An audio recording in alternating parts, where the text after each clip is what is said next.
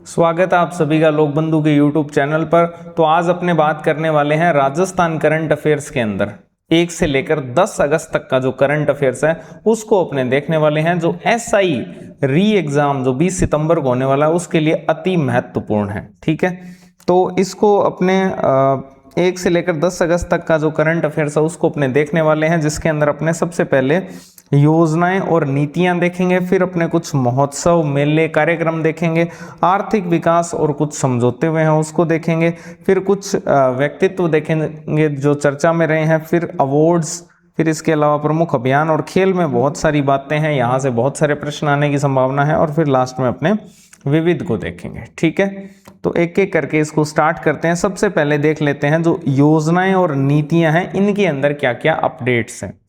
देखो, सबसे पहले तो आप सबको पता है प्रधानमंत्री जो किसान सम्मान निधि योजना है इसकी अवधि में विस्तार किया गया है। प्रधानमंत्री किसान सम्मान निधि योजना जो है इसकी अवधि में विस्तार किया गया है 2030-31 तक, यानी कि 5 वर्ष का विस्तार हुआ है इसके अंदर। 2026 में ठीक है, अब कितने हो जाएंगे 5 साल, तो 2030-31 तक इसका विस्तार किया गया है, यानी कि 2030-31 तक इसको जारी रखने को मंजूरी दी गई है पीएम किसान या फिर प्रधानमंत्री किसान सम्मान निधि योजना को। इसके लिए आगामी 5 वर्षों में कितना खर्च होगा वो याद करने की नीड नहीं है, वैसे सीधा याद रख लो लगभग 3 लाख करोड़ रुपए का खर्च इसमें सरकार करेगी आगामी 5 सालों के अंदर।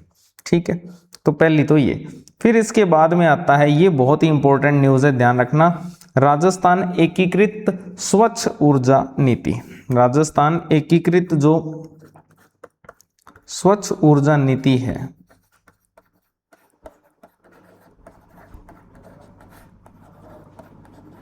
ठीक है। अब कमेंट सेक्शन में ये आपकी जिम्मेदारी बनती है कि क्योंकि मैंने आपको नीतियां सारी पढ़ा दी है, अब आप मुझे बताओगे कि इसके तहत कुल कितनी अक्षय ऊर्जा जो है उसका लक्ष्य रखा गया है, उसमें से कितनी आपके सौर है, कितनी उसमें से पवन और हाइब्रिड है, और फिर कितनी हाइड्रो वगैरह है। ठीक है, ये सब आप बताओगे कमेंट सेक्शन के अंदर। लेकिन इसके अंदर एक अपडेट देखने को मिला, एक संशोधन देखने को मिला है जो कि हुआ है 7 अगस्त 2026 को जो मंत्रिमंडल की बैठक हुई उसके अंदर इस नीति के अंदर क्या हुआ, संशोधन हुआ। और वो संशोधन क्या था, तो वो पहला तो ये था कि इसमें जो भी आपके फिक्स पंजीकरण है, फिक्स पंजीकरण जो शुल्क लगता है उसकी जगह पर अब क्षमता आधारित स्लैब व्यवस्था लागू होगी। यानी यहाँ पर अब कोई भी पंजीकरण जो है वो फिक्स नहीं होगा, क्षमता के आधार पर ही पंजीकरण किया जाएगा। तो बैटरी स्टोरेज जो परियोजनाएं हैं उनके अंदर जो फिक्स पंजीकरण शुल्क लगता था उसकी जगह पर अब क्षमता आधारित स्लैब व्यवस्था जो है वो लागू की जाएगी।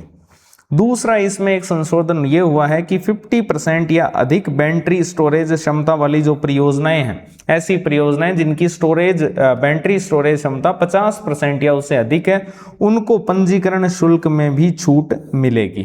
तो ये ध्यान रखना, बैटरी स्टोरेज जो परियोजनाएं हैं इनमें पहला चेंज तो यही हुआ है कि जो फिक्स पंजीकरण शुल्क था उसकी जगह पर अब क्षमता आधारित स्लैब व्यवस्था लागू होगी। और दूसरा परिवर्तन ये हुआ है कि उनको अगर कोई ऐसी परियोजना है जो 50% या उससे अधिक बैटरी स्टोरेज क्षमता रखती है तो उसको पंजीकरण शुल्क के अंदर जो है वो छूट दी जाएगी। ठीक है, इसके अलावा यहाँ पर अगर अपने बात करें पावर इवैल्यूएशन के लिए जो प्रसारण तंत्र होता है, पावर इवैल्यूएशन हेतु जो प्रसारण तंत्र है उसकी अधिकतम समय सीमा जो है उसको 3 वर्ष से घटाकर कितना कर दिया है, अब 2 वर्ष कर दिया है। तो ये मेनली 3 चेंज हुए हैं यहाँ पर। ठीक है, राजस्थान एकीकृत स्वच्छ ऊर्जा नीति के तहत क्या क्या 3 चेंज हुए हैं मैं आपको समझा देता हूँ। पहला जो चेंज हुआ है वो तो ये हुआ है कि जो आपके बैटरी स्टोरेज परियोजनाएं हैं उनके अंदर जो आपके फिक्स पंजीकरण शुल्क लगता था उस पर उसकी जगह पर अब क्षमता आधारित जो है स्लैब व्यवस्था लागू होगी। दूसरा ये है कि जिन परियोजनाओं की बैटरी स्टोरेज क्षमता 50% या उससे अधिक है उनको जो है वो पंजीकरण शुल्क नहीं देना पड़ेगा।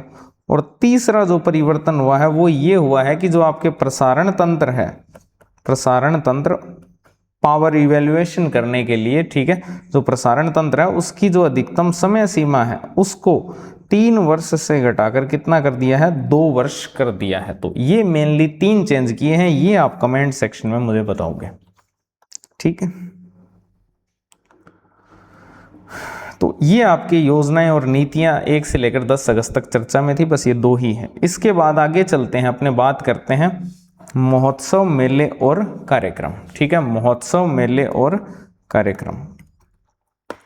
तो अब इसके अंदर सबसे पहले राज्य स्तरीय वन महोत्सव जो है वो आयोजित हुआ है कब? 1 अगस्त 2026 को राज्य स्तरीय वन महोत्सव का आयोजन हुआ है 1 अगस्त 2026 को। कहां पर हुआ है? तो कालका माता उदयपुर के अंदर इसका आयोजन हुआ है, क्योंकि नाम से ही वन महोत्सव, और वन आपको पता ही है उदयपुर साइड में ज्यादा है, तो इसका आयोजन भी कहां हुआ होगा? कालका माता उदयपुर के अंदर। कब हुआ है? 1 अगस्त 2026 को। अब इसके अंदर मुख्य आकर्षण क्या था? तो इसमें मुख्य आकर्षण था विशाल जो वृक्षारोपण कार्यक्रम है, वो इसका मुख्य आकर्षण था। इसके अलावा जो है यहाँ पर चंदन वन की स्थापना, 4 जिलों के अंदर चंदन वन की स्थापना की जाएगी। आगे अपने प्रोजेक्ट भी देखेंगे चंदन वन का क्या प्रोजेक्ट है।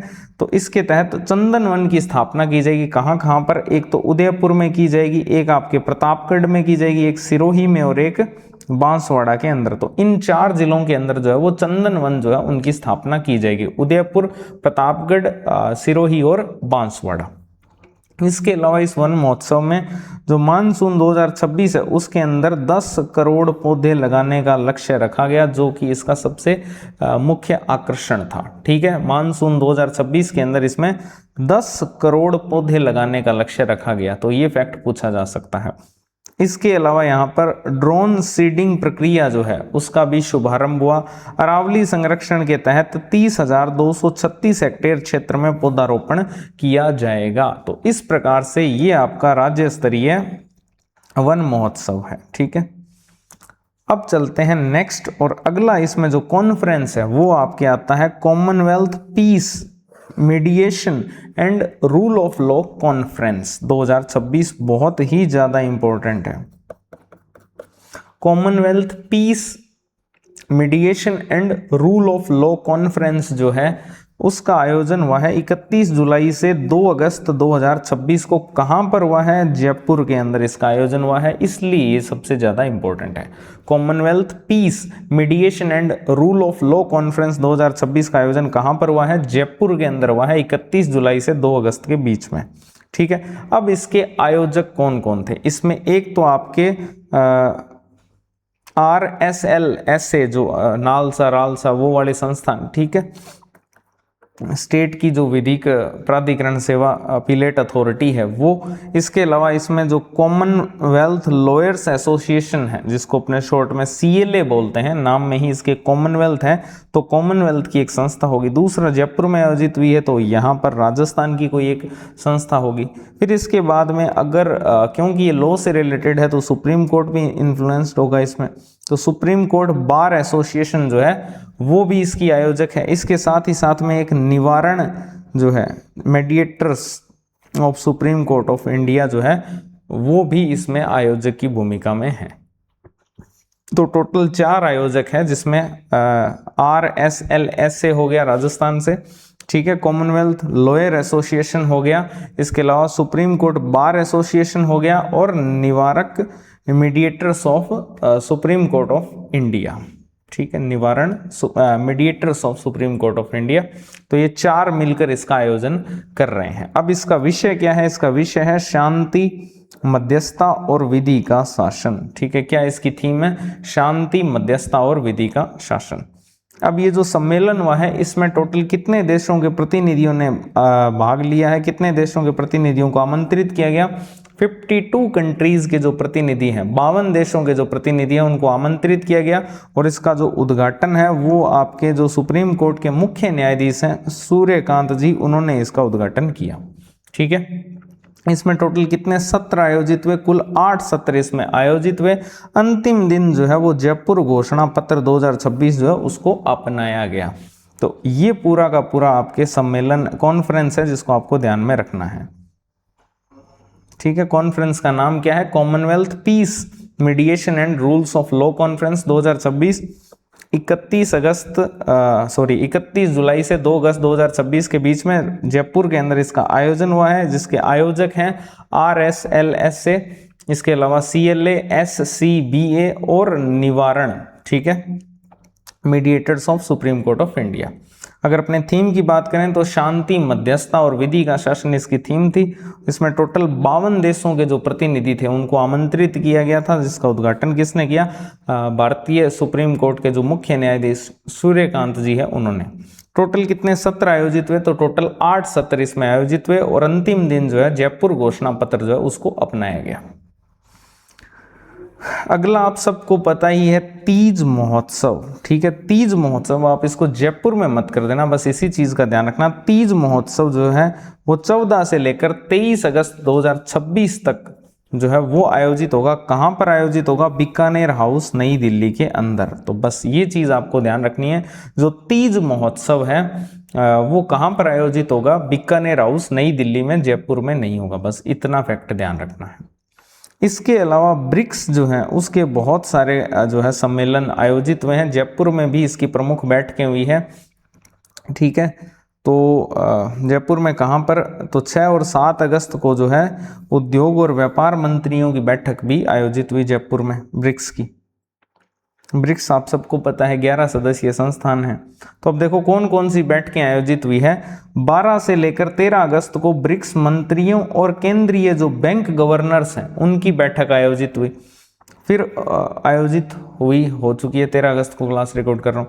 19 से 20 अगस्त को जो है आपके ब्रिक्स पर्यटन कार्य समूह की उच्च स्तरीय बैठक जो है वो आयोजित होगी। 21 से 22 अगस्त को 11 देशों के जो पर्यटन मंत्री हैं उनका वैश्विक सम्मेलन आयोजित होगा। अब अगर अपने बात करें तो जो 18वां ब्रिक्स सम्मेलन है, 18वां ब्रिक्स सम्मेलन, मेन मैं सम्मेलन की बात कर रहा हूं, जो 18वां ब्रिक्स सम्मेलन है वो कब आयोजित होगा? तो वो आयोजित होगा 12 से 13 सितंबर 2026 को। ये सितंबर में आयोजित होगा। जो ब्रिक्स सम्मेलन होगा वो आपके सितंबर में आयोजित होगा, 12 से 13 सितंबर 2026 को। कहां पर आयोजित होगा? नई दिल्ली के अंदर। यानी इसकी अध्यक्षता कौन कर रहा है? भारत कर रहा है। तो इस बार जो ब्रिक्स सम्मेलन है, 18वां ब्रिक्स सम्मेलन, उसकी अध्यक्षता कौन कर रहा है? भारत कर रहा है। नई दिल्ली में आयोजन होगा 12 से 13 सितंबर 2026 को। अगर अपने उसकी थीम की बात करें जो पूछी जा सकती है, building for resilience, innovation, cooperation and sustainability, है नहीं, नवाचार, सहकारिता और सततता, इन सब के निर्माण पे बात हो रही है, ठीक है। Building for resilience, innovation, cooperation and sustainability, ये आपके ब्रिक्स सम्मेलन की थीम होगी जो कि भारत में ही आयोजित होगा। अब ये जो अभी अभी सम्मेलन आयोजित हुए हैं ब्रिक्स के, उसके अंदर आपके 10th ब्रिक्स उद्योग मंत्रियों की जो बैठक है, जो ब्रिक्स के कंट्रीज हैं उनके जो उद्योग मंत्री हैं उनकी बैठक आयोजित हुई। कब? 6 अगस्त 2026 को। कब हुई? 6 अगस्त 2026 को। कहां पर हुई? जयपुर के अंदर हुई, ठीक है। उद्योग मंत्रियों की बैठक, जिसका विषय था सतत औद्योगिक विकास के लिए लचीला और नवाचार आधारित औद्योगिक ढांचा तैयार करना। सेम जो ब्रिक्स की थीम है उसी थीम पर ही ये आयोजित हुई है, सतत औद्योगिक विकास के लिए लचीला और नवाचार आधारित औद्योगिक ढांचा तैयार करना। अब इस बैठक के अंदर भारत सहित टोटल 11 देशों के जो वाणिज्य और उद्योग मंत्री उन्होंने भाग लिया। मैंने आपको बताया ब्रिक्स में 11 सदस्य हैं, तो भारत सहित टोटल जो 11 देश हैं उनके उद्योग और जो वाणिज्य मंत्री है उन्होंने इसमें भाग लिया। इसके अलावा अगर आपसे पूछ ले कि 16वीं ब्रिक्स व्यापार मंत्रियों की बैठक, वो उद्योग मंत्रियों की बैठक होगी। अगर हम व्यापार मंत्रियों की बैठक की बात करें तो ये 7 अगस्त 2026 को आयोजित हुई। कहां पर? सवाई मान महल जयपुर के अंदर। सवाई मान महल जयपुर के अंदर इसका आयोजन हुआ, जिसकी अध्यक्षता किसने की? जो केंद्रीय वाणिज्य और उद्योग मंत्री हैं पीयूष गोयल, उन्होंने इसकी अध्यक्षता की। और ब्रिक्स देशों के व्यापार मंत्री जो है उन्होंने संयुक्त घोषणा पत्र और उसके 4 जो अनुबंध हैं उनको मंजूरी दी। ये ध्यान रखना, ब्रिक्स देशों के जो व्यापार मंत्री है उन्होंने संयुक्त घोषणा पत्र और इसके साथ ही साथ 4 अनुबंधों को भी मंजूरी दी। सितंबर 2026 के अंदर नई दिल्ली में जो होने वाला ब्रिक्स शिखर सम्मेलन है उसके लिए ब्रिक्स इकोनॉमिक पार्टनरशिप 2030 स्ट्रेटजी जो है उसको अंतिम रूप भी दिया गया इसी बैठक के अंदर। तो ये इस बैठक की प्रमुख विशेषताएं बताई जा रही है कि सितंबर 2026 में जो ब्रिक्स की बैठक होगी नई दिल्ली के अंदर, उसके लिए एक ब्रिक्स इकोनॉमिक पार्टनरशिप 2030 जो स्ट्रेटजी बनाई गई है उसको भी अंतिम रूप इस बैठक में दिया गया, ठीक है। ये थे आपके सारे के सारे कॉन्फ्रेंस। अब अपने आगे चलते हैं और आगे जो है अपने बात करेंगे आर्थिक विकास और समझौतों की। ठीक है, आर्थिक विकास और समझौते, जिसके अंदर सबसे पहला जो प्रोजेक्ट है वो आता है चंदन वन प्रोजेक्ट, चंदन वन परियोजना। तो चंदन वन परियोजना जो है इसकी शुरुआत जो वन राज्य स्तरीय वन महोत्सव हुआ था उसी दिन हुई थी।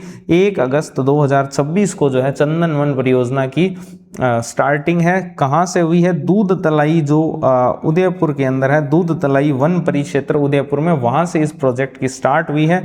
33 करोड़ की जो है लागत का ये प्रोजेक्ट है। शुभारंभ इसका मुख्यमंत्री भजनलाल शर्मा जी ने ही किया है। और ये जो चंदन वन है ये पहले चरण में कहाँ पर स्थापित होंगे? तो पहले चरण में टोटल 4 चंदन वन जो है वो विकसित किए जाएंगे, उदयपुर के अंदर, सिरोही में, बांसवाड़ा में और प्रतापगढ़ में। तो टोटल 4 जगहों पर, उदयपुर, प्रतापगढ़, बांसवाड़ा और सिरोही, इन 4 जगहों पर चंदन वन विकसित किए जाएंगे। नेक्स्ट जो न्यूज है वो आपकी आती है देश की पहली हाई स्पीड टेस्टिंग लैब। देश की पहली जो हाई स्पीड टेस्टिंग लैब है वो कहां पर? तो वो आपके जोधपुर मंडल के अंदर जो गुड्डा ठठाणा है मीठड़ी के अंदर, गुड्डा ठठाणा मीठड़ी जोधपुर मंडल में, वहां पर आपकी देश की पहली हाई स्पीड टेस्टिंग लैब जो है वो विकसित की जाएगी। ठीक है, यहाँ 64 किलोमीटर लंबा जो हाई स्पीड टेस्ट ट्रैक है वो विकसित किया गया है। यहाँ पर 64 किलोमीटर लंबा जो हाई स्पीड टेस्ट ट्रैक है उसका भी विकास किया गया है। इसके अलावा इस ट्रैक के ऊपर देश में पहली बार जो है 250 किलोमीटर प्रति घंटा तक की गति वाली जो ट्रेन है और रेलवे तकनीक है उसका भी परीक्षण किया गया है। तो देश की पहली जो हाई स्पीड टेस्टिंग लैब है ना, हाई स्पीड का टेस्ट करने के लिए जो लैब है वो कहां पर बनाई गई है? गुड्डा ठठाणा मीठड़ी के अंदर, जोधपुर मंडल के अंदर आता है। 64 किलोमीटर लंबा ट्रैक यहां पर विकसित किया गया है, जहां पर 250 किलोमीटर की गति से, 250 किलोमीटर प्रति घंटा की रफ्तार से चलने वाली जो ट्रेन्स हैं और जो आपके रेलवे टेक्निक्स हैं उनका परीक्षण किया जाएगा। इसके अलावा देश की सबसे बड़ी जो गोट सीमन लैब है, देश की सबसे बड़ी जो गोट सीमन लैब है वो कहाँ पर विकसित होगी?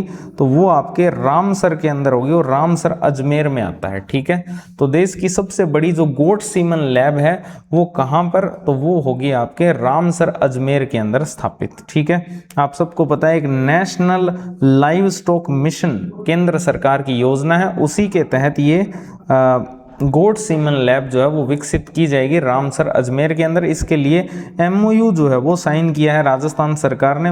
जो आपके एक संस्था है दुआसू जो संस्था है मथुरा की, उसके साथ में MOU साइन किया है। दुआसू मथुरा के साथ राजस्थान सरकार ने इस पर MOU साइन किया है, जिसका उद्देश्य क्या है? राजस्थान की जो बकरी नस्ल है, ठीक है, उनका नस्ल सुधार करना और उत्पादकता में वृद्धि करना। तो ये गोट सीमन लैब है जो रामसर अजमेर में स्थापित होगी। अब इसके तहत अगर परियोजना लागत देखें तो 8.75 करोड़ है, लेकिन इसमें केंद्र और राज्य की हिस्सेदारी देखें तो 60:40 की हिस्सेदारी इसमें रहेगी। ठीक है, और प्रतिवर्ष लगभग 2 लाख जो है कृत्रिम गर्भाधान या AI डोज तैयार करने का इसमें लक्ष्य रखा गया है। हर साल लगभग 2 लाख जो है कृत्रिम गर्भाधान या फिर AI डोज तैयार करने का लक्ष्य रखा गया है। और इसमें कौन कौन सी जो नस्लें हैं वो लाभार्थी हैं? तो आपके एक तो गोट की राजस्थान में सिरोही है, एक आपके मारवाड़ी नस्ल है और एक आपके जखराना नस्ल है। तो ये जो 3 है ये इसमें लाभार्थी नस्लों के रूप में होगी। तो बहुत ही इंपॉर्टेंट है, ये भी आप अच्छे से पढ़ के जाना। ठीक है, देश की सबसे बड़ी जो गोट सीमन लैब है वो कहाँ बन रही है? रामसर अजमेर के अंदर, जिसके लिए दुआसू मथुरा के साथ राजस्थान सरकार ने MOU साइन किया है। और इसमें केंद्र और राज्य की हिस्सेदारी 60:40 की है। प्रमुख लाभार्थी नस्लों में सिरोही, मारवाड़ी और जखराना आती है। और इसके लिए लगभग 2 लाख जो कृत्रिम गर्भाधान या AI डोज है उसको तैयार करने का लक्ष्य रखा गया है। अब चलते हैं अपने कुछ फेमस पर्सनैलिटीज की तरफ जो चर्चा में रहे हैं, जिसमें सबसे पहला नाम आता है आभा नायर का। ठीक है, एक ही पर्सनैलिटी चर्चा में 1 से 10 अगस्त के बीच में। तो आभा नायर की अगर अपने बात करें तो आभा नायर जो है वो आपके जो जाम्बिया कंट्री है, तो जाम्बिया सुप्रीम कोर्ट की पहली भारतीय मूल की महिला न्यायाधीश बनी है। कौन? आभा नायर। ध्यान रखना, जो जाम्बिया सुप्रीम कोर्ट है वहां की पहली भारतीय मूल की महिला न्यायाधीश बनी है आभा नायर, और इन्होंने Commonwealth peace mediation and rule of law conference में भी भाग लिया था, जो कहां पर हुई थी, अभी अभी तो बताया था, जयपुर के अंदर। ठीक है, तो इस कॉन्फ्रेंस के अंदर भी इन्होंने भाग लिया था आभा नायर ने, और ये आपके जाम्बिया सुप्रीम कोर्ट की पहली भारतीय मूल की महिला न्यायाधीश बनी है। ठीक है, अब अपने बात करते हैं कुछ अवार्ड्स की, जिसके अंदर सबसे पहला जो अवार्ड आता है आपके, वो आता है यहाँ पर state award for excellence in organ donation awareness. Organ donation क्या होता है? अंगदान। ठीक है, state award for organ donation. ठीक है, अंगदान के लिए जो है वो स्टेट अवार्ड दिया गया है, राजस्थान को मिला है। ठीक है, अंगदान का संकल्प दिलाने में राजस्थान पूरे देश में पहले स्थान पर रहा है, इसलिए ये पुरस्कार किसको दिया गया है? राजस्थान को। अब प्रश्न ये आता है कि ये जो सम्मान है ये कौन देता है? तो ये सम्मान देता है आपके स्वास्थ्य और जो परिवार कल्याण मंत्रालय है उसके अंतर्गत एक नोटो करके है, उसके द्वारा 16वां जो इंडियन ऑर्गन डोनेशन डे मनाया गया, उस पर राजस्थान को state award for excellence in organ donation awareness जो है वो प्रदान किया गया। ठीक है, स्वास्थ्य और परिवार कल्याण मंत्रालय के अंतर्गत जो नोटो है उसके द्वारा 16वां जो इंडियन ऑर्गन डोनेशन डे मनाया गया, उस पर राजस्थान को ये state award for excellence in organ donation awareness award दिया गया, जिसके तहत पूरे देश भर में अंगदान का संकल्प दिलाने के मामले में राजस्थान पहले स्थान पर है। नई दिल्ली में ये सम्मान समारोह आयोजित हुआ था, जिसके तहत जो केंद्रीय मंत्री आपके अनुप्रिया पटेल हैं, उन्होंने राजस्थान की जो डॉक्टर रश्मि गुप्ता है, चित्रा सिंह है, डॉक्टर धर्मेश हैं, डॉक्टर ममता हैं, इनको जो है वो ये पुरस्कार प्रदान किया। ठीक है, अब अगर अपने आगे चलें तो अगली अपने बात करते हैं बारीगा राम। ठीक है, ये जो बारीगा राम है, ठीक है, बारीगा राम ये कौन है? तो ये आपके बाड़मेर के एक बुनकर हैं। बाड़मेर के क्या है? एक बुनकर है। नाम क्या है? बारीगा राम। और इनको दिया गया है राष्ट्रीय हथकरघा पुरस्कार 2026। इंपॉर्टेंट है, तो राष्ट्रीय हथकरघा पुरस्कार 2026 किनको दिया गया है?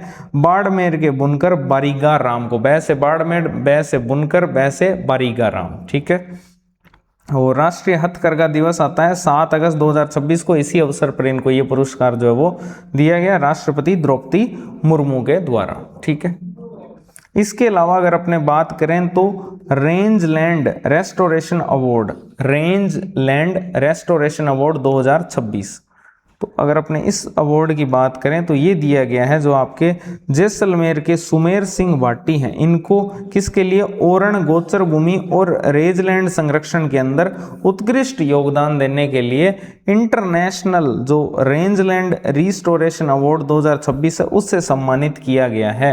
तो इस प्रकार के प्रश्न आजकल ज़्यादा पूछते हैं, जो फेमस अवार्ड्स होते हैं वो नहीं पूछे जाते हैं, इस टाइप के ज़्यादा पूछते हैं। तो ये ध्यान रखना, एक इंटरनेशनल अवार्ड है जिसका नाम है रेंजलैंड रिस्टोरेशन अवार्ड 2026, जो किसको दिया गया है? सुमेर सिंह भाटी को, जो कि कहां से आते हैं? जैसलमेर से आते हैं। किस लिए दिया गया है? ओरण गोचर भूमि और जो रेंजलैंड संरक्षण है उसके अंदर उत्कृष्ट योगदान के लिए इनको ये अवार्ड दिया गया है। कहां पर? मंगोलिया। सम्मान स्थल की अगर अपने बात करें, कहां पर यह सम्मान किया गया इनका? मंगोलिया के अंदर। और ये सम्मान जो है ये कौन देता है? UNCCD जो है उसके साइड इवेंट के दौरान ये प्रदान किया जाएगा। ठीक है, ये सम्मान जो है वो दिया जाएगा इनको, बेसिकली UNCCD जो है उसका साइड इवेंट होगा, उसके दौरान ये इनको अवार्ड मिलेगा। किसको? सुमेर सिंह भाटी को।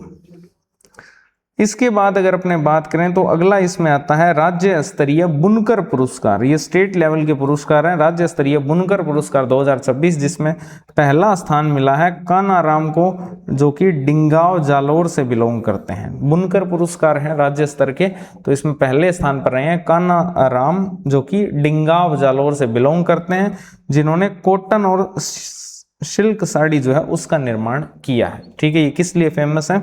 कॉटन और सिल्क साड़ी के लिए। कान्हा राम कैसे कॉटन। सेकंड जो पुरस्कार मिला है वो मिला है सोहन राम को, जो कि टांकला नागौर से बिलोंग करते हैं। इन्होंने कलात्मक दरी जो है उसका निर्माण किया है। तीसरा पुरस्कार जो इसमें मिला है वो दापू बाई को मिला है, जो कि झालावाड़ से बिलोंग करती है, असनावर से, और इनको दिया गया है तोता गागरोनी डबल बेड शीट के निर्माण के लिए। ठीक है, तो ये आपके बुनकर अवार्ड्स हैं, ध्यान रखना, राज्य स्तरीय बुनकर अवार्ड्स 2026 पहले स्थान पर रहे हैं। कानाराम जो कि डिंगाव जालौर से बिलोंग करते हैं और उनको कॉटन और सिल्क साड़ी के लिए मिला है। सेकंड नंबर पर सोहन राम है जिनको टांकला नागौर के अंदर जो है बिलोंग करते हैं और विशेषता क्या है, कलात्मक दरी निर्माण, ठीक है। और तीसरा मिला है दापूबाई को जो कि असनावर झालावाड़ से, ठीक है। इसके अलावा जो अगला जो इनका अवार्ड है वो है तोता गागरोनी डबल बेडशीट का निर्माण दापूबाई ने ही किया है, ठीक है। नेक्स्ट अवार्ड आपके आता है Rajiv Gandhi Smriti lifetime achievement award. Rajiv Gandhi Smriti lifetime achievement award की अगर अपने बात करें तो ये जो अवार्ड है ये दिया जाता है राजस्थान के अंदर क्रिकेट को बढ़ावा देने वाले जो व्यक्ति हैं उनको ये अवार्ड दिया जाता है। तो आपसे ये सीधा सीधा ही पूछा जा सकता है कि ये Rajiv Gandhi Smriti lifetime achievement award का संबंध किससे है, तो इसका संबंध क्रिकेट से है। तो राजस्थान में जो क्रिकेट को बढ़ावा देने वाले व्यक्ति होते हैं उनको सम्मानित इसके लिए किया जाता है, ठीक है। किसको दिया गया है, डॉक्टर सीपी जोशी को जो कि पूर्व केंद्रीय मंत्री रह चुके हैं। तो डॉक्टर जो सीपी जोशी है इनको दिया गया है ये अवार्ड। और इसमें जो चयन समिति थी उसके अध्यक्ष कौन थे, विनोद माथुर, ठीक है। और सदस्य कौन थे, संजय व्यास और मोहम्मद असलम, ठीक है। इस अवार्ड के लिए जो चयन समिति बनाई गई थी उसके अध्यक्ष थे विनोद माथुर और सदस्य थे संजय व्यास और मोहम्मद असलम। किसको दिया गया है, डॉक्टर सीपी जोशी को जो पूर्व केंद्रीय मंत्री रह चुके हैं।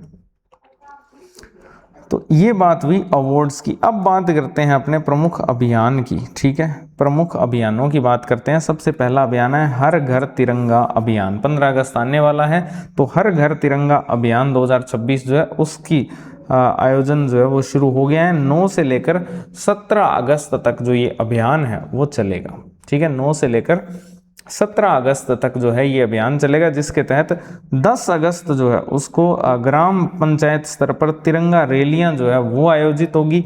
12 अगस्त को तिरंगा और मातृभूमि विषयक कार्यक्रम मनाया जाएगा। 13 से लेकर 17 अगस्त तक सरकारी कार्यालय, प्रमुख बाजार और सार्वजनिक स्थानों पर तिरंगा थीम जो है वो लागू की जाएगी। तो इस प्रकार से ये आपके हर घर तिरंगा अभियान है जो कि 9 से 17 अगस्त 2026 तक चलेगा। 10 अगस्त को ग्राम पंचायत के स्तर पर तिरंगा रैलियां आयोजित होगी। 12 अगस्त को आपके तिरंगा और मातृभूमि विषयक कार्यक्रम आयोजित होंगे। 13 से 17 अगस्त तक सरकारी कार्यक्रम, प्रमुख बाजार और सार्वजनिक स्थानों पर तिरंगा थीम लागू की जाएगी। अगला अभियान इसमें आता है मिशन कर्म योगी। तो मिशन कर्म योगी की अगर अपने बात करें तो इस अभियान के तहत क्या उपलब्धि है, तो राजस्थान जो है वो 60 वरिष्ठ आईएएस अधिकारियों के लिए मिशन कर्म योगी संचालित करने वाला देश का पहला राज्य बना है। ध्यान रखना, ये प्रश्न आपसे पूछा जा सकता है कि मिशन कर्म योगी जो है ये आपके जो वरिष्ठ आईएएस अधिकारी हैं इनके लिए लागू किया गया है। राजस्थान के जो 60 वरिष्ठ आईएएस अधिकारी हैं उनके लिए मिशन कर्म योगी जो है वो लागू किया गया है और ऐसा काम करने वाला राजस्थान जो है वो देश का पहला राज्य बन चुका है, ठीक है। अब बात करते हैं अपने स्पोर्ट्स की। स्पोर्ट्स के अंदर खूब सारी न्यूज़ है, वो आप ध्यान से समझते हुए चलना। कुछ कॉमनवेल्थ से रिलेटेड है। सबसे पहली न्यूज़ है यशवीर सिंह से रिलेटेड, ठीक है। सबसे पहली न्यूज़ है यशवीर सिंह से रिलेटेड। अब यशवीर सिंह कौन है, तो यशवीर सिंह आपके जेवलिन थ्रो के प्लेयर हैं। अगर आप इनको नहीं जानते हो तो फिर जान लेना चाहिए आपको, ठीक है। जेवलिन थ्रो के प्लेयर हैं और नीरज चोपड़ा जो है उनको इन्होंने उनसे ज़्यादा थ्रो किया है कॉमनवेल्थ के अंदर, ठीक है। यशवीर सिंह जेवलिन थ्रो से हैं और ये जयपुर से हैं। जयपुर के जेवलिन थ्रोवर हैं यशवीर सिंह और इन्होंने जो ग्लासगो कॉमनवेल्थ गेम्स हुए हैं, ठीक है, उनके अंदर क्या जीता है, कांस्य पदक जो है वो जीता है। 85.41 मीटर का थ्रो इन्होंने किया है। 85.41 मीटर का जो है थ्रो इन्होंने किया है। क्या जीता है इन्होंने, कांस्य पदक जीता है, ठीक है। तो एक तो ये इंपॉर्टेंट है। इसके अलावा अगर अपने बात करें संध्या बिश्नोई की, ठीक है, संध्या बिश्नोई, तो संध्या बिश्नोई जो है वो भीलवाड़ा से बिलोंग करती है। भीलवाड़ा की जो संध्या बिश्नोई है उन्होंने अजरबैजान के अंदर अंडर 17 विश्व कुश्ती चैंपियनशिप आयोजित हुई, उसके अंदर इन्होंने जीता रजत पदक। क्या जीता इन्होंने, रजत पदक या फिर सिल्वर मेडल। ध्यान रखना, संध्या बिश्नोई जो है उन्होंने अंडर 17 जो विश्व कुश्ती चैंपियनशिप हुई अजरबैजान के अंदर, उसके अंदर इन्होंने सिल्वर मेडल जीता। और ये भीलवाड़ा से बिलोंग करती है। वेट कैटेगरी की अगर अपने बात करें इनकी कुश्ती के अंदर, तो इनकी वेट कैटेगरी है 46 kg, ठीक है। और इन्होंने फाइनल में जापान की कोकोना मंकिनो जो है उसको 11-2 से पराजित किया। तो ये प्रश्न आपसे पूछा जा सकता है। संध्या बिश्नोई भीलवाड़ा से बिलोंग करती है और ये आपकी रेसलर हैं। अंडर 17 जो विश्व कुश्ती चैंपियनशिप अजरबैजान में आयोजित हुई, वहां पर इन्होंने रजत पदक जीता है 46 kg वेट कैटेगरी में। फाइनल के अंदर इन्होंने जापान की कोकिनो मंकिनो जो है उनको 11-2 से हराया। अरुणधति चौधरी, इनको आप अच्छे से जानते ही हैं, ये कोटा से बिलोंग करती है और इन्होंने ग्लासगो के अंदर जो आपके कॉमनवेल्थ गेम्स हुए हैं उनके अंदर 70 kg जो वेट कैटेगरी है उसके अंदर गोल्ड मेडल जीता है। 70 kg वेट कैटेगरी के अंदर इन्होंने क्या जीता है? गोल्ड मेडल जो है वो जीता है। फाइनल में इन्होंने इंग्लैंड की जो चैटल रीड है उनको हराया था। और मुक्केबाजी में गोल्ड मेडल जीतने वाली ये राजस्थान की पहली महिला खिलाड़ी बनी है। इसके साथ ही साथ कॉमनवेल्थ गेम्स में भाग लेने वाली भी राजस्थान की पहली महिला बॉक्सर हैं ये, ठीक है। इनसे पहले किसी भी राजस्थान की महिला बॉक्सर ने कॉमनवेल्थ गेम्स में पार्ट नहीं लिया है। तो ये बातें आती है अरुणधति चौधरी से रिलेटेड। 70 kg वेट कैटेगरी के अंदर इन्होंने कॉमनवेल्थ गेम्स के अंदर क्या जीता है? गोल्ड मेडल जीता है, ठीक है। जो कि कहां पर आयोजित हुए? ग्लासगो में। और ये कोटा से बिलोंग करती है। फाइनल में इन्होंने इंग्लैंड की जो चैटल रीड है उसको हराया। और मुक्केबाजी जो है उसमें स्वर्ण पदक जीतने वाली राजस्थान की पहली महिला खिलाड़ी भी ये बन चुकी हैं। और कॉमनवेल्थ गेम्स में भाग लेने वाली राजस्थान की पहली महिला बॉक्सर भी यही है। इसके बाद में आपकी आती है 42nd सब जूनियर नेशनल तैराकी प्रतियोगिता। नेशनल राष्ट्रीय स्तर की प्रतियोगिता है तैराकी की सब जूनियर वर्ग के अंदर, जिसका आयोजन जो है वो 6 से 9 अगस्त 2026 को सवाई मानसिंह स्टेडियम जयपुर के अंदर हुआ, इसलिए ये ज्यादा इंपॉर्टेंट है, ठीक है। तो 42वीं सब जूनियर जो नेशनल तैराकी प्रतियोगिता है वो आपके कहां पर आयोजित हुई? सवाई मानसिंह स्टेडियम जयपुर के अंदर 6 से 9 अगस्त 2026 को। और इसके अंदर टोटल 33 राज्यों या केंद्र शासित प्रदेशों के 550 प्लस जो तैराक हैं वो इसमें शामिल हुए। राजस्थान से कितने थे? टोटल 8 सदस्यीय दल और कुल उन्होंने 17 जो स्पर्धा है उनमें भाग लिया। राजस्थान से कितने थे? इसमें 8 सदस्यीय दल था जिसने 17 स्पर्धाओं के अंदर भाग लिया, जिसके अंदर जो बालक थे उन्होंने 11 स्पर्धाओं में भाग लिया और बालिकाओं ने 6 स्पर्धाओं में भाग लिया। इससे पहले राजस्थान ने 2010 के अंदर जो है सीनियर नेशनल तैराकी प्रतियोगिता की मेजबानी की थी। इसके अलावा किसी भी तैराकी प्रतियोगिता की राजस्थान ने मेजबानी नहीं की है।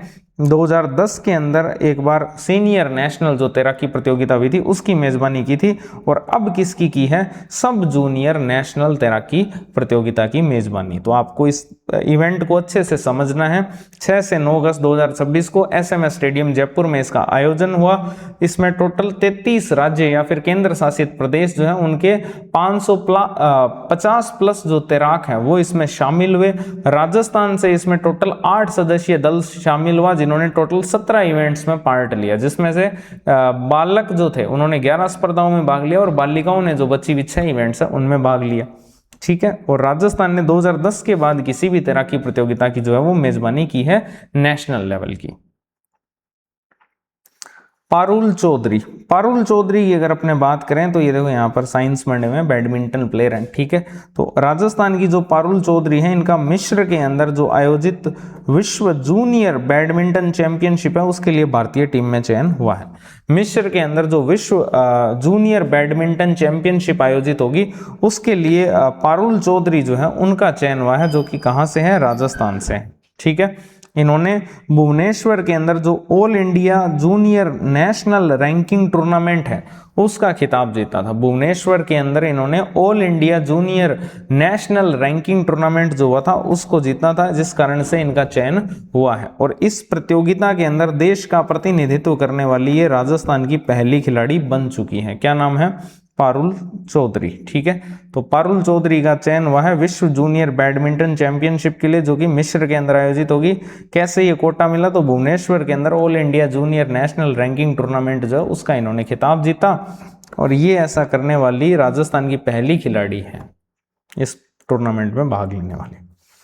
इसके बाद अगर अपने बात करें तो वो आता है राजस्थान राज्य जूनियर बालिका फुटबॉल प्रतियोगिता। राजस्थान राज्य जूनियर बालिका फुटबॉल प्रतियोगिता जो कि 2 से 4 अगस्त 2026 को आयोजित हुई धौलपुर के अंदर, और आयोजन इसका किसने करवाया? राजस्थान फुटबॉल संघ ने।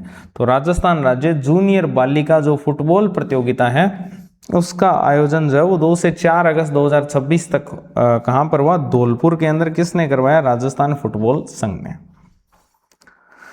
दीपेंद्र जाटव, अगर हम दीपेंद्र जाटव की बात करें तो ये जयपुर से ही आते हैं। जयपुर के जो दीपेंद्र जाटव हैं ये ताइक्वांडो के प्लेयर हैं, ध्यान रखना। इन्होंने थाईलैंड के अंदर जो आयोजित हीरोज कप है, हीरोज कप ताइक्वांडो चैंपियनशिप, उसके अंदर इन्होंने कांस्य पदक जीता है और इनकी कैटेगरी है 41 kg। ठीक है, तो दीपेंद्र यादव ताइक्वांडो से बिलोंग करते हैं, जिसमें इन्होंने क्या जीता है? ब्रोंज मेडल जीता है। दीपेंद्र यादव जयपुर से आते हैं। थाईलैंड के अंदर हीरोज कप ताइक्वांडो चैंपियनशिप हुई थी, उसके अंदर इन्होंने कांस्य पदक जीता है। ठीक है, राष्ट्रीय पेंटाक चैंपियनशिप की अगर अपने बात करें तो ये पांडिचेरी के अंदर जो है वो आयोजित,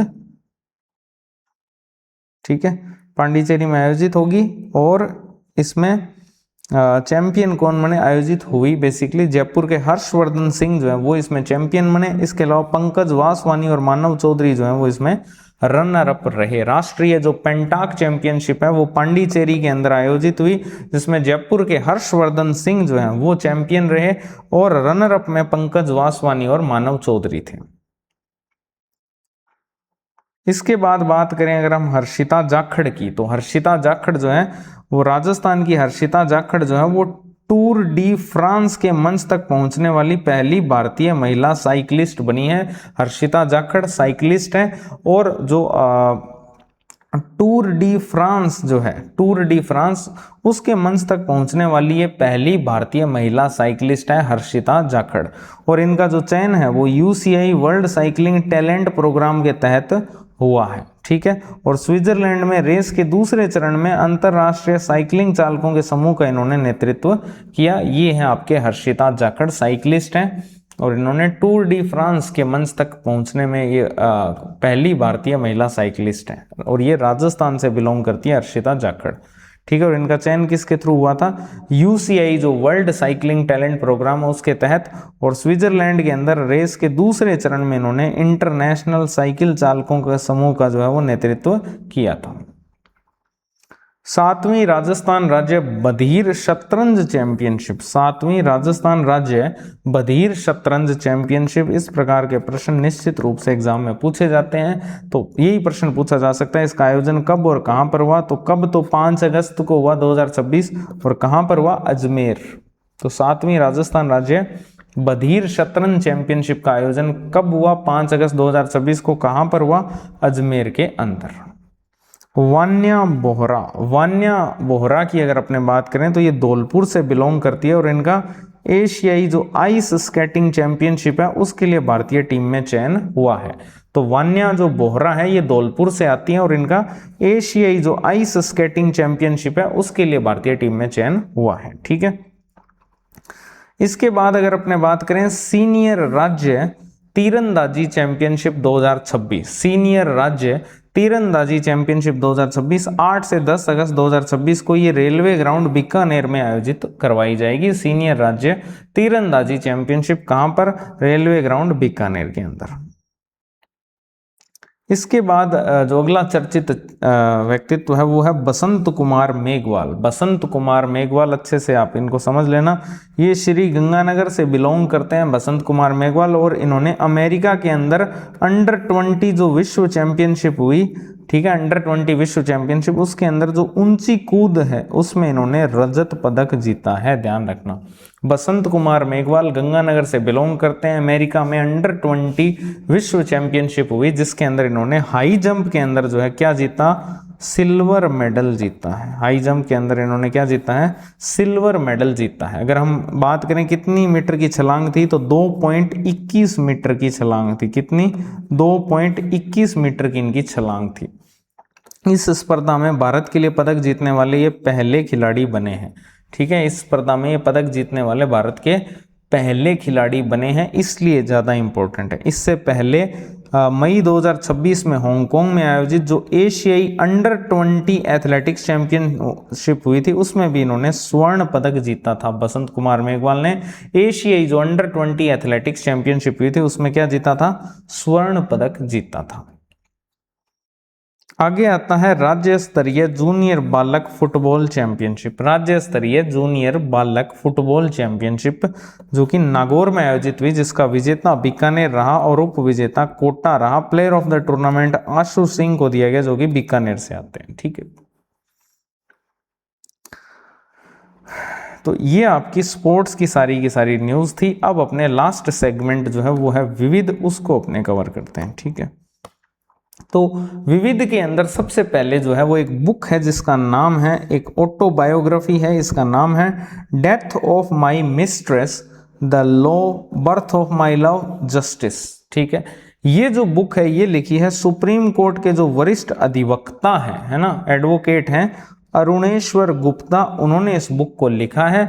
और इसका जो विमोचन है वो केंद्रीय कानून मंत्री और राजस्थान के मुख्यमंत्री भजनलाल शर्मा जी के द्वारा किया गया है, इसलिए ये इंपॉर्टेंट है। ठीक है, तो ये आपसे पूछी जा सकती है। एक ऑटोबायोग्राफी है, किसकी है? अरुणेश्वर गुप्ता की ही है, death of my mistress the law birth of my love justice. ठीक है, ये इनकी बुक का नाम है। सुप्रीम कोर्ट के वरिष्ठ अधिवक्ता है। इसका विमोचन केंद्रीय कानून मंत्री और राजस्थान के मुख्यमंत्री भजनलाल शर्मा जी ने किया है। ठीक है, इसके बाद आता है युद्धाभ्यास, एक रोटर क्लैप थर्ड युद्धाभ्यास है, रोटर क्लैप थर्ड, जो कि 26 जुलाई से 1 अगस्त 2026 को Pokhran field firing range Jaisalmer में आयोजित हुआ। भारतीय वायुसेना के द्वारा इसका आयोजन करवाया गया और इसमें कम ऊंचाई पर उड़ने वाले जो दुश्मन के ड्रोन हैं और यूएवी हैं उनकी पहचान करके उन्हें हवा में ही नष्ट करने की क्षमता को परखना और मजबूत करना इसका उद्देश्य था। ठीक है, तो ये है आपके युद्धाभ्यास रोटर क्लैप थर्ड। ठीक है, जो कि आपके 26 जुलाई से 1 अगस्त 2026 तक पोखरण फील्ड जो फायरिंग रेंज है जैसलमेर के अंदर, वहां पर इसका आयोजन भारतीय वायुसेना के द्वारा करवाया गया और इसमें कम ऊंचाई पर उड़ने वाले जो दुश्मन के ड्रोन और यूएवी हैं उनकी पहचान करके उनको हवा में ही नष्ट करने की क्षमता को परखना और मजबूत किया गया। ठीक है, इसके बाद में बात करते हैं अत्याधुनिक रक्त संग्रहण और परिवहन वाहनों की जो है वो शुरुआत। ये आपकी शुरुआत हुई है 9 अगस्त 2026 को जयपुर से। ठीक है, इसका शुभारंभ किया केंद्रीय स्वास्थ्य मंत्री जो आपके जेपी नड्डा हैं और मुख्यमंत्री भजनलाल शर्मा हैं, उनके द्वारा इसका जो है वो शुभारंभ किया गया। अत्याधुनिक रक्त संग्रहण, ब्लड कलेक्शन एंड परिवहन वाहनों की शुरुआत। ठीक है, तो ये कब से हुई? 9 अगस्त 2026 से जयपुर के अंदर केंद्रीय स्वास्थ्य मंत्री जो जेपी नड्डा है और जो मुख्यमंत्री भजनलाल शर्मा, इनके द्वारा किया गया। और कुल 10 नवीन रक्त संग्रहण और परिवहन वाहन जो है वो शुरू किए गए। टोटल कितने? 10। राज्य में कुल 286 जो है वो ब्लड बैंक जो है वो संचालित है, जिनमें से 66 जो है वो गवर्नमेंट है, ये ध्यान रखना। 10 नए स्टार्ट किए गए हैं ब्लड कलेक्शन और परिवहन वाहन और 286 टोटल ब्लड बैंक है राज्य के अंदर, जिसमें से 66 जो है वो सरकारी हैं। इसके अलावा सहकारिता विभाग जो है इसने सहकारी बैंकों की रैंकिंग जो है वो जारी की गई, जिसके अंदर कोटा जो है वो पहले स्थान पर रहा है, दूसरे स्थान पर भीलवाड़ा, दूसरे स्थान पर झालावाड़ और तीसरे स्थान पर भीलवाड़ा रहा है। तो सहकारी बैंकों की जो रैंकिंग है वो सहकारिता विभाग ने निकाली है, जिसमें पहले स्थान पर कोटा है, दूसरे पर झालावाड़ है, तीसरे पर भीलवाड़ा है। तो ये आपके 1 से लेकर 10 अगस्त तक का जो राजस्थान का करंट अफेयर्स है वो कंप्लीट होता है। ठीक है, इसकी पीडीएफ आपको नीचे डिस्क्रिप्शन में टेलीग्राम चैनल का लिंक दिया गया है, वहां पे मिल जाएगी। डायरेक्ट सर्च करना चाहो तो लोकबंधु 2025 या लोकबंधु करंट अफेयर्स, दोनों ही चैनल है, वहां पे आपको इसकी पीडीएफ मिल जाएगी। Thank you very much. मिलते हैं अपने अगली क्लास में नेशनल इंटरनेशनल के साथ। तब तक के लिए धन्यवाद।